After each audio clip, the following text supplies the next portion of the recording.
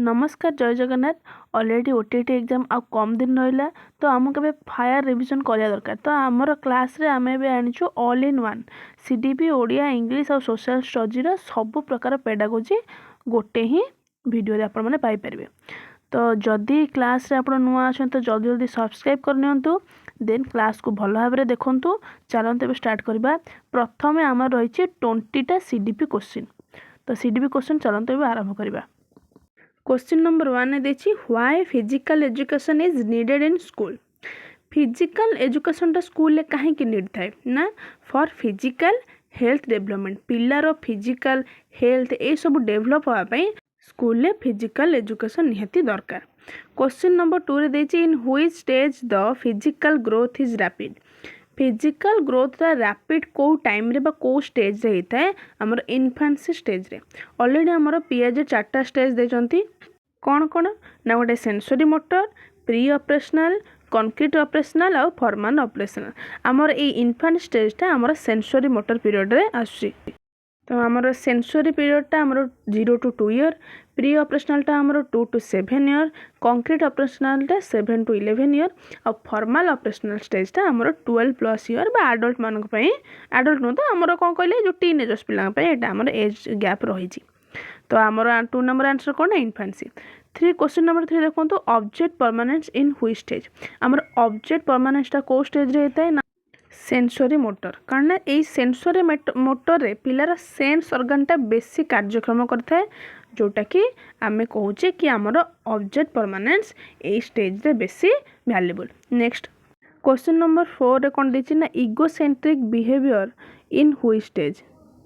यहाँ आमर कौन ना प्री ऑपरेशनल स्टेज। तो आमर जो प्री ऑपरेशनल स्टेज रे पिलांकर इगोसेंट्रिक बिहेवियर देखा जाए आउ कौन सिंबॉलिक थिंकिंग देखा जाए इमेजिनेशन देखा जाए एब्स्ट्रैक्ट थिंकिंग तांकर माने डिफिकल्टी आसे माने से माने एते ब्रॉड चिंता करि पारंतिनी हला कि विभिन्न प्रकार क्वेश्चन से माने पचारंती हला कि तांकर मैजिकल थिंकिंग आसे ए टाइप रो थिंकिंग तांकर आसे कोटा ना प्री ऑपरेशनल स्टेज रे।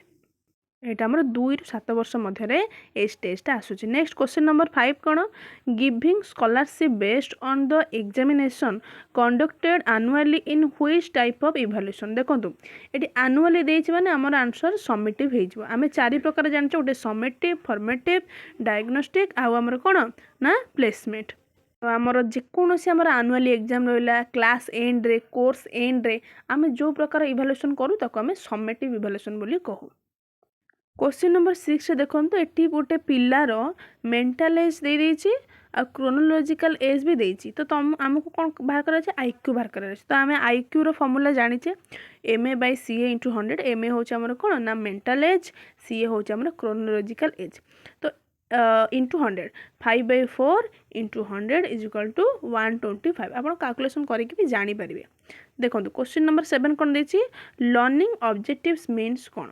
आमर लर्निंग ऑब्जेक्टिव बा लर्निंग रो बा शिक्षण उद्देश्य कौन ना इंटेंडेड लर्निंग आउटकम्स। आम शिक्षण उद्देश्य कौन ना आम आउटकम पाइबा आम आउटकम ही न पाया पिला जदि किसी आमर न शिखिला ताले शिक्षण उद्देश्य किसी रहिबनी बुझले कि। तो नेक्स्ट चलन देखिए question number 8 As per the cognitive development theory of Piaget, adolescent students are in which stage of development। देखो adolescent आमर को पीरियड रे आसे ना फॉर्मल ऑपरेशनल स्टेज आमर एज लिमिटेड 11+। तो टीनेजर्स जो माने ए पीरियड रे पिला मानकर कोन हाइपर थिंकिंग आसे हला तापरे से मानकर एब्स्ट्रैक्ट कॉन्सेप्ट आसे जेमति लव हेट फेल्युअर सक्सेस ए टाइप रो बेसिस तांको माइंड रे थिंकिंग आसे तांकर माइंड सबले कोन ना डिडक्टिव रीजनिंग बेस रे तांकर चली थाए और माइंड रे सबले एब्स्ट्रैक्ट थिंकिंग मध्ये आस्ते।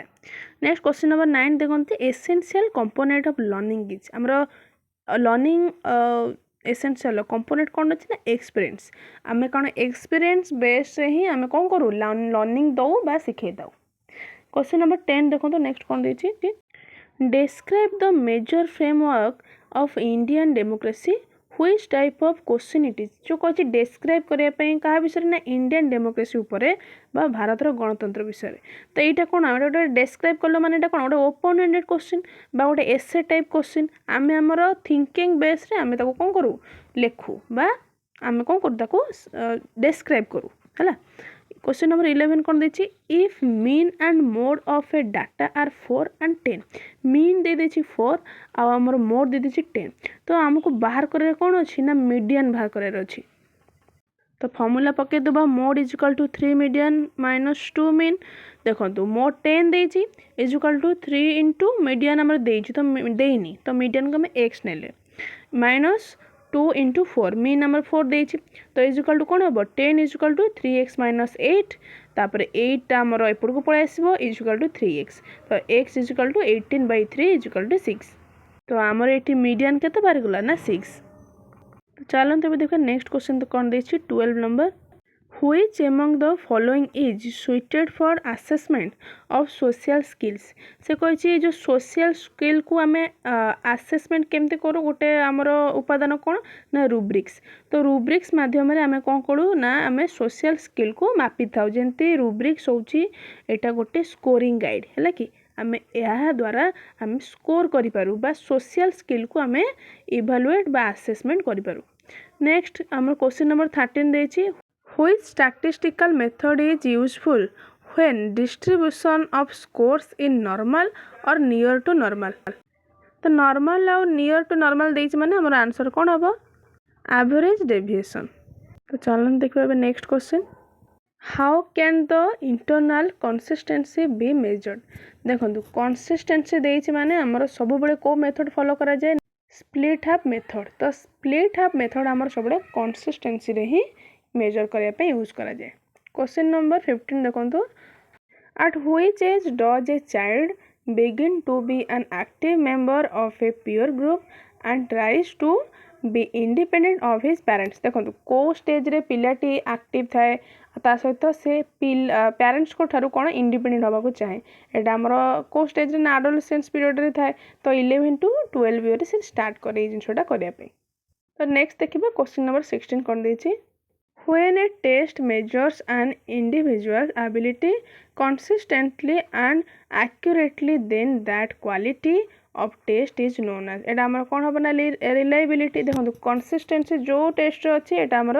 रिलायबिलिटी जदि हमर थिबो इंडेड टू मेजर ताले हमर आंसर हबो कोन ना वैलिडिटी ए की वर्ड उडा को देखि ही आंसर सब एग्जाम रे करिवे क्वेश्चन नंबर 17 ने देछि backward dull and retired children are generally to have an IQ between देखो बैकवर्ड डल ए सब चिल्ड्रन मानकर आईक्यू का भीतर थाए 70 रु कम तो ये आईक्यू बेसिस रे टे क्वेश्चन देखि देथिबे चलो तो देखिबा नेक्स्ट क्वेश्चन कोन देछि ना who said yoga is the identification of self with divinity देखंतु ए क्वेश्चन प्राय कंफ्यूजिंग थांदी पिला कि पतंजलि हबो कि योगा देछि देखो हमें पेडागोजी रे पतंजलि योगा विषय में किछि सेमति पढिने तो हमर आंसर निहाती देखंतु ऑप्शन भी देइथिबो आंसर हमर हबो श्री अरविंद जदि काइंड माने बाय चांस अरविंद देइ नथिबो देन आपण पतंजलि मारि परिबे क्वेश्चन नंबर 19 कोन देछि signal learning is commonly termed as देखो सिग्नल लर्निंग आमर कोन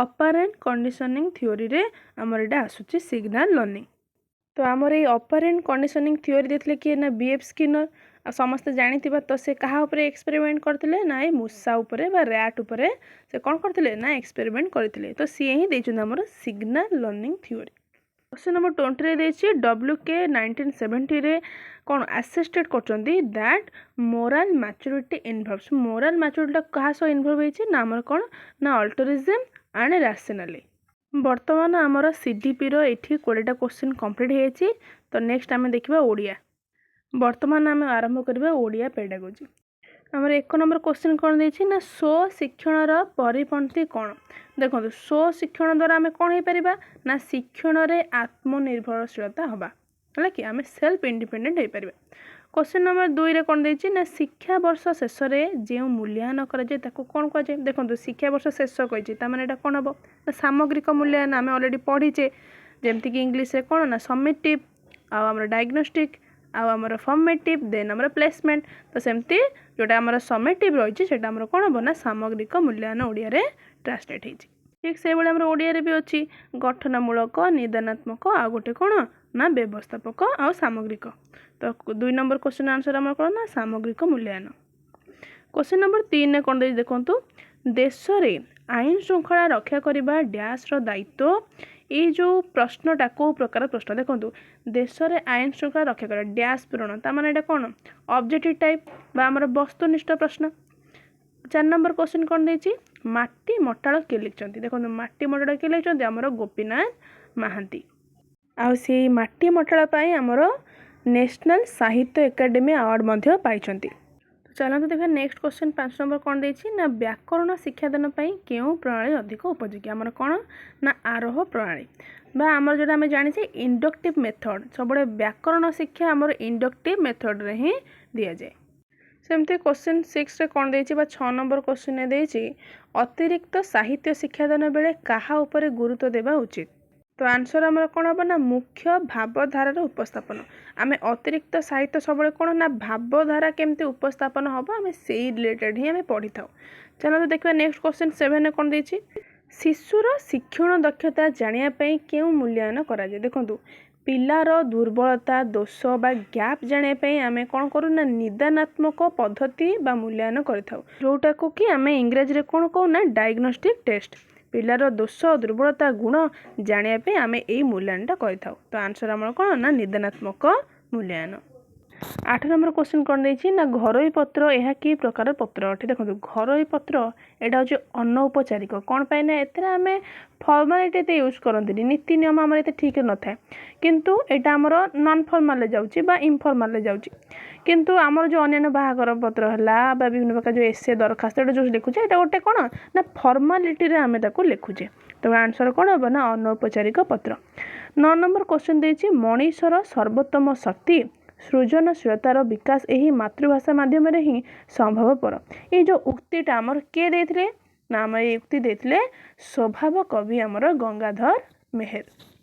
नेक्स्ट 10 नंबर क्वेश्चन देती कौन ना नीरव पठन द्वारा क्यों उद्देश्य साधित होता है देखो आमर नीरव पठन द्वारा सब भावर बोध आमको होता है तो आंसर होमर पठितांश दूर से भावबोध सुगम होता है। से देखो आम देखा पिला मानक सब बेले बेले साइलेंट रिडिंग भी आम कही था कहीं साइलेंटली पढ़े से बुझे माइंडटा ठीक टे कम कर गोटे जिनस जोटा पढ़े से बेस कौन भाव को गुरुत्व देवे तेणु नीरव पठन द्वारा आमर भावबोधटा सुगम होता है। क्वेश्चन नंबर 11 कौन देती ना बोध शक्तिर विकास जो पठन कराए कौन कहुए तात्विक पठन कहुए आमर तात्विक पठन द्वारा आमर बोध शक्तिर विकास घटी थाए।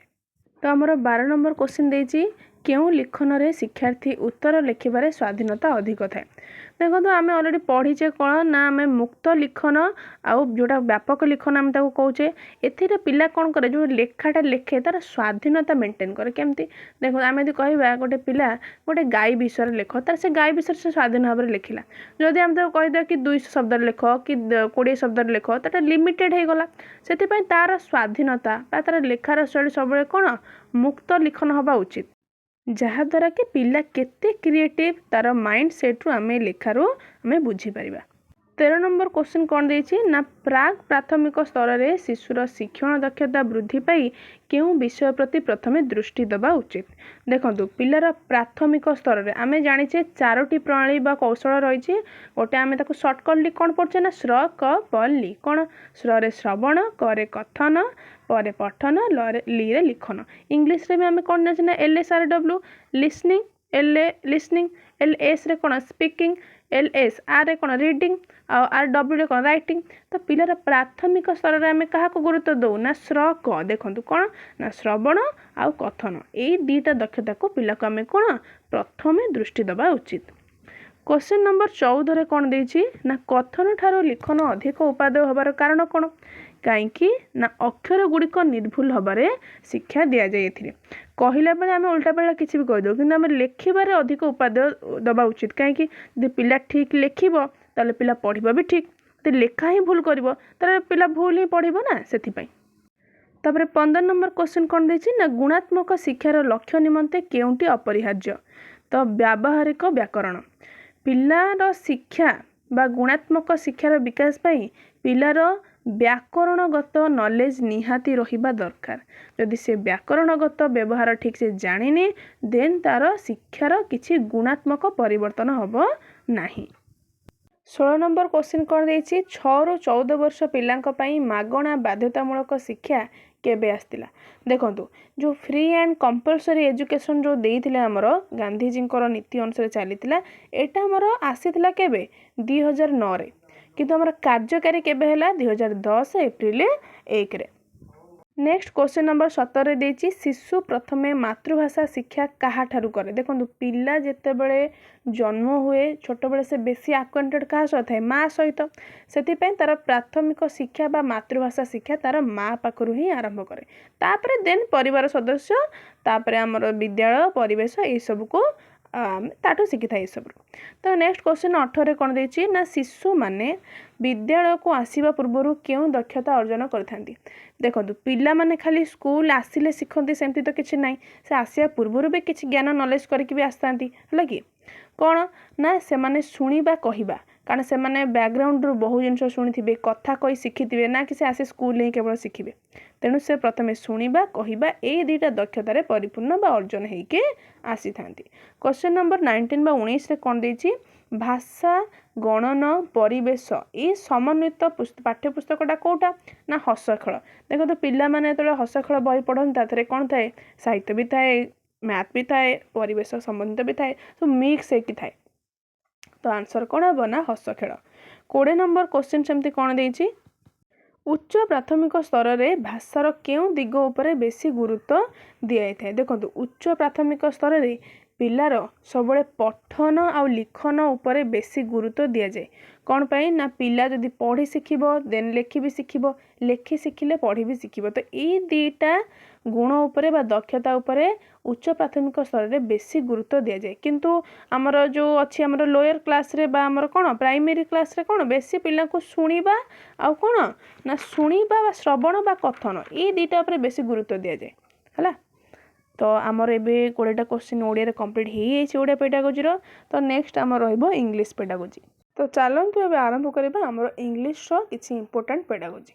क्वेश्चन नंबर 1 ने देछि रिसेप्टिव स्किल्स आर कौन ना लिसनिंग आउ रीडिंग देखंतु आमर इंग्लिश स्किल रे चारटा आमे स्किल यूज करछे गोटे listening speaking reading and writing तो आमर लिसनिंग आउ रीडिंग आमर होछि रिसेप्टिव स्किल आउ स्पीकिंग आउ राइटिंग आमर होछि प्रोडक्टिव स्किल कौन पाई ना पिला लिसनिंग रीडिंग रे पिला कौन करे रिसीव करे आमर स्पीकिंग राइटिंग रे पिलार प्रोडक्ट ओरिएंटेड एटा आमर स्किल रही थाए तो तेणु आमर जेहेतु रिसेप्टिव स्किल देछि तो आंसर आमर कौन हम ना लिसनिंग आउ रीडिंग।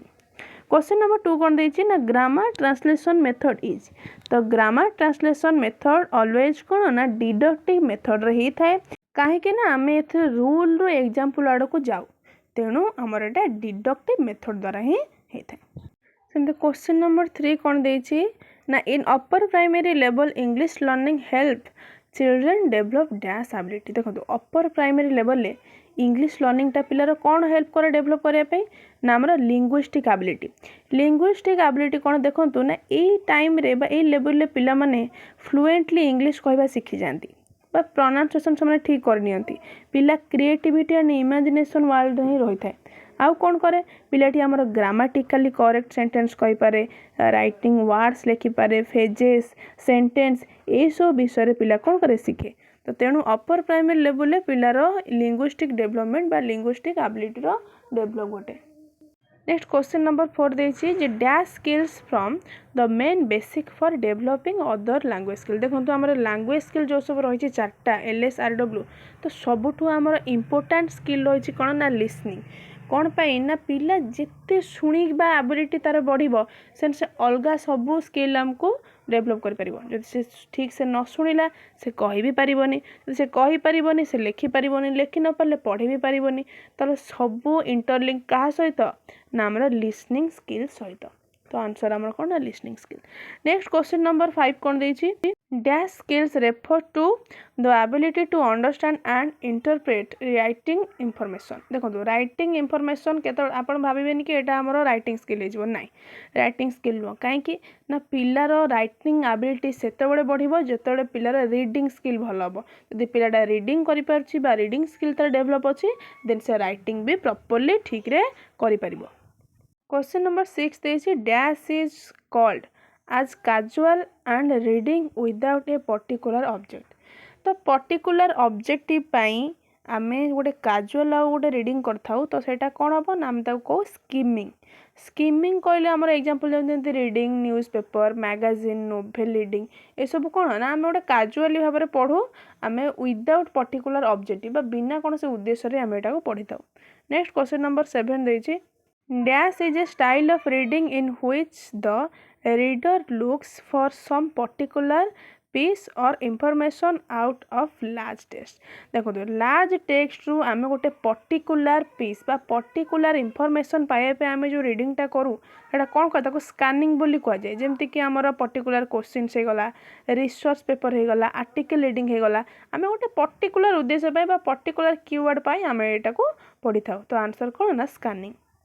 चलते नेक्स्ट देखा क्वेश्चन नंबर 8 कौन देछि ना which reading use for pleasure and happiness. देखो से कही कौ रीडिंगटा आम खुशी बा आनंद पाइबा पढ़ा जाए गोटे जिस्ट पाइबा पढ़ा जाए आंसर कौन हम ना आम एक्सटेंसिव रीडिंग। तो एक्सटेंसिव रीडिंग अंडर जाऊँगी नोवेल स्टोरी रीडिंग एगुड़ा सब मन रखु एक्सटेंसिव आ इंटेंसिव रीडिंग मध्य फरक कौन ना एक्सटेंसिव रीडिंग आम सब गोटे प्लेजर खुशी आनंद गोटे खुशी पढ़ी दो गोटे लार्ज अमाउंटर मेटेरियल जोटा कि आम स्टूडेंट गोटे जेनेराल अंडरस्टैंडिंग पढ़े किंतु इंटेंसिव रीडिंग कौन एटा होची आमर लर्नर कौन कले गोटे डिटेलिंग गोटे स्पेसिफिक बा उद्देश्य भित्तिक भाव में जो पाठटा पढ़ी थाए बा जो रीडिंग करे ताको इंटेंसिव रीडिंग बोली कह जाए। तार एग्जांपल कौन आसीगला ना आमर जमती न्यूज़ पेपर आमर डिक्शनरीज एगुड़ा सब आमर इंटेंसिव अंडर आमर नोवेल स्टोरी रीडिंग एगुड़ा सब आमर एक्सटेंसिव अंडर आसूची। क्वेश्चन नंबर 9 कौन देछि ना which skills known as productive बा एक्सप्रेसिव स्किल्स। देखो प्रोडक्टिव कहला माने आमर कौन आसला ना राइटिंग पळे आसीबो जेमति कि जदि एग्जांपल एग्जाम आमर आसीबो जेमति grammar and spelling vocabulary sentence बा स्ट्रक्चर एंड पैराग्राफिंग ई सब वर्ड आसला माने हमें केबे भी भूल रीडिंग स्किल मारिबेनी एटा आमर ऑलवेज कौन हबो ना राइटिंग स्किल अंडर रे आसुची। क्वेश्चन नंबर 10 कौन देछि ना who said prose is words in their best order. माने शब्द मानकर श्रृंखलित धारा को आम प्रोज बोली कहू है एक कथा किए कही कोलेरेज आमर कही। नेक्स्ट क्वेश्चन 11 कौन देछि ना main aims of teaching prose are कौन ना आमर literacy enrichment and content knowledge आम कंटेंट नॉलेज लिटरेसी एनरिचमेंट ये सब आम प्रोज बा पढ़ी था प्रोजटा को आम कौन बेसी गुरुत्व दो। क्वेश्चन नंबर 12 देछि dash is express ideas and thoughts in an imaginative way. देखो ये जो क्वेश्चन आंसर आम रही क्रिएटिव राइटिंग। तो क्रिएटिव राइटिंग को आम कौन कौचे ना सृजनात्मक लिखन जोटा कि पिलार इमेजिनेटरी वर्ल्ड रू आसता है पिला निजे इमेजिन करी केते लिखि पारुची केते जानि पारुची आम तार यही राइटिंग माध्यम रे जानि थाउ। तो आंसर हो कौन ना creative writing.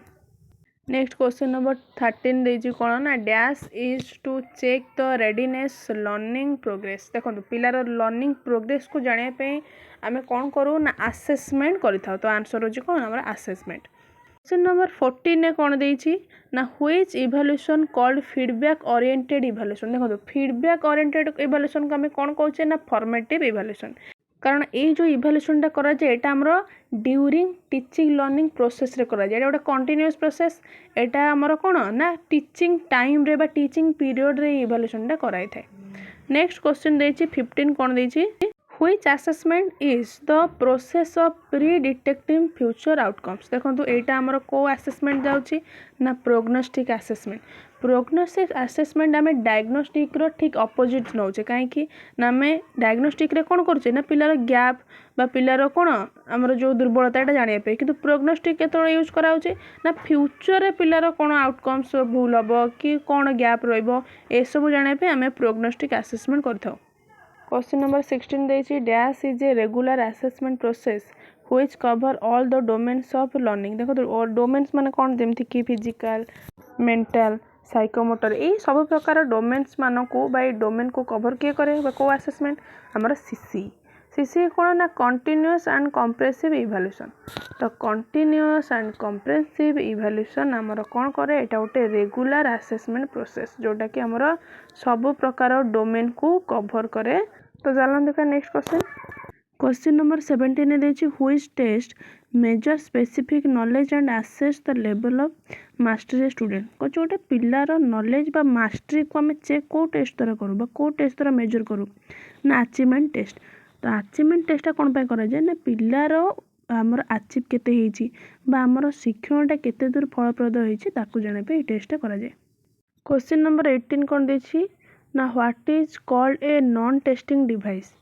Non testing device example हूँ गोटे आमर रेटिंग स्केल। देखो रेटिंग स्केल एटा आम पिला को रेट करूँ एटा गोटे टीचिंग मटेरियल नुहे आम एग्जाम किसी करूनी एटा 3टा टाइप रो थाए गोटे होची न्यूमेरिक स्केल आ गोटे ग्राफिक स्केल आ गोटे होची डेस्क्रिप्टिव स्केल। तो नेक्स्ट क्वेश्चन 19 में कौन देछि dash is a collection of significant performance of student. पिलार टोटाल माने परफॉर्मेंस रो कलेक्शन को आम कौन कहे ना पोर्टफोलियो जेमती कि biodata collection of students work पिला केते दूर कौन काम कले आम ताको कहा जरिए देखुना ये पोर्टफोलियो माध्यम रे। क्वेश्चन नंबर 20 देछि द लास्ट क्वेश्चन हमर तो dash are called criteria sheets grading schemes और स्कोरिंग गाइड्स। देखो आंसर हमर रूब्रिक्स सब तो रूब्रिक्स एटा गोटे स्कोरिंग टूल आम या द्वारा स्कोरिंग करूँ है कि तो यहाँ को आम क्राइटेरिया सीट भी कहूँ ग्रेडिंग स्कीम भी कहूँ आटा को आम स्कोरिंग गाइड भी कहूँ। तो एबे हमर कंप्लीट हो तो नेक्स्ट देखिए हमर सोशल स्टडीज रो पेडागोजी उपरे। तो बर्तमान आम देखिए सोशल स्टडीज रो पेडागोजी पार्ट। तो चलन देखिए फास्ट क्वेश्चन कौन देछि ना पर्यवेक्षण पद्धति केते प्रकार। पर्यवेक्षण पद्धति हमर दुई प्रकार गोटे होछि प्रत्यक्ष और गोटे परोक्ष पद्धति। तो प्रत्यक्ष पद्धति कोटा ना जोटा को आम डायरेक्ट से जगह को जाइकी देखिकी ताको आम शिखिपारू आ परोक्ष जोटा आम जो जाको जाई पारुनी आम ताको फोटो वीडियोस यही सब माध्यम आम कौन करूँ ताको देखू। क्वेश्चन नंबर 2 देछि कौन ना सामाजिक विज्ञान शिक्षण रे केउंटी सबुठु उपयोगी शिक्षण संबल। तो सामाजिक विज्ञान शिक्षण रे सबुठु आम जानते मॉडल मॉडलटा को एटा हमर सबुठु उपयोगी संबल भाबरे आम परिचित करिछि। क्वेश्चन नंबर 3 कौन देछि केउं विषय अध्ययन द्वारा पृथ्वी उपरिस्थ और आकाश रे होउथिबा घटना गुडी को जानिबो। देखंतु एत्ते पढ़िया हमर आवश्यकता नहीं पृथ्वी विषय हेला माने हमर कोन हबो ना भूगोल। क्वेश्चन नंबर 4 कौन देछि ना अतीतर राजनीति कहिले कोन आम अतीतर राजनीति को इतिहास बोली कहू। क्वेश्चन नंबर 5 कौन देछि ना केउं श्रेणी ठारू सामाजिक शिक्षा और विज्ञान को अलग विषय करे रखा जायछि को क्लास ना तृतीय क्लास ठारू। क्वेश्चन नंबर 6 देछि परिवेश अध्ययन केउं श्रेणी रे पढ़ा जाए। देखो परिवेश अध्ययन आमर द्वितीय क्लास टू पढ़ा जाए कारण प्रथम आम सब मिसेक पढ़ू तो द्वितीय क्लास टू आम परिवेश अलग भाव में पढ़ू था। क्वेश्चन नंबर 7 देछि सामाजिक विज्ञान अंतर्गत विषय गुड़िक कौन कौन आंसर भूगोल तापर इतिहास देन राजनीति विज्ञान तापर अर्थशास्त्र। देखो गोटे सिक्वेन्स मन रखिए कारण बेले बेले परीक्षा क्वेश्चन भी यहाँ आसुची कि तृतीय विषयटा कौन कि सेकेंड विषयटा कौन कि फास्ट विषयटा कौन तो यही भाव में मन रखिए फास्ट भूगोल देन इतिहास देन राजनीति विज्ञान तापर अर्थशास्त्र। क्वेश्चन नंबर 8 देछि आशा करा जाउथिबा तत्कालीन शिक्षण फलाफल को कौन कहे गोटे निर्दिष्ट उद्देश्य आम आशा कौन पाई करूँ गोटे निर्दिष्ट उद्देश्य पाई शिक्षणटा फलाफल को आम आशा करूँ। नेक्स्ट क्वेश्चन 9 देछि कौन शिक्षादान शिक्षण केन्द्रबिंदु किए। देखो शिक्षादान और शिक्षण ये दुईटार केन्द्रबिंदु ही शिक्षार्थी कारण जब शिक्षार्थी थिबो ताले शिक्षादान दि जाई परिबो आ शिक्षण मध्य हो पार जब शिक्षार्थी ही ना ताले शिक्षादान कौन से फलप्रद हो न था। क्वेश्चन 10 कौन देछि ना समय रेखार अशोकों सिंहासन आरोहण और कलिंग युद्धर समय को दर्शाइबे यही उक्तिटी केउं उद्देश्य संपर्कित। यही उक्तिटी आमर निर्दिष्ट उद्देश्य को लेकिन आमर कौन उद्देश्य संपर्कित कारण आम समय रेखार अशोक सिंहासन आरोहण विषय पढ़ुचे ये गोटे निर्दिष्ट उद्देश्य को नहीं आम अशोक विषय पढ़ुचे हो कि नहीं। नेक्स्ट क्वेश्चन 11 कौन देछि अक्षांश द्राघिमा अध्ययन पर केउं पद्धति उपयोगी। देखो अक्षांश द्राघिमा यहाँ कौन आम के देखीचे कि यहाँ गोटे इमाजिनारी लाइन तेणु यहाँ आम परोक्ष पर्यवेक्षण ये आम करूँ कारण प्रत्यक्ष केवे भी पॉसिबल नुह। क्वेश्चन नंबर 12 देछि केउं प्रकार शिक्षार्थी प्रतिकारण शिक्षादान उपकृत कराई। देखो प्रतिकारण जहाँ प्रतिकारक शिक्षादान भी सहीटा तो प्रतिकारक बा प्रतिकारण शिक्षादान क्या दि जाए ना जो पिला आमर पछुआ श्रेणीर जमीक आंसर कौन शैक्षिक क्षेत्र में पछुआ शिक्षार्थी जो मैंने पछुआ पिला से कौन तांकर दोष दुर्बलता जानिकी आम कौन करूँ आम आमर शिक्षण को प्रतिकारक मूलक भाव में शिक्षादान कर। क्वेश्चन नंबर 13 कौन देइछि ना आंचलिक भूगोल शिक्षार केउं शिक्षण सामग्री अधिक उपयोगी अटे। आंसर होछि कोन ना आटलास। आटलास माध्यम आम आंचलिक भूगोल विभिन्न अंचल मानचित्र माध्यम पिलांको पढ़ाई थाउ।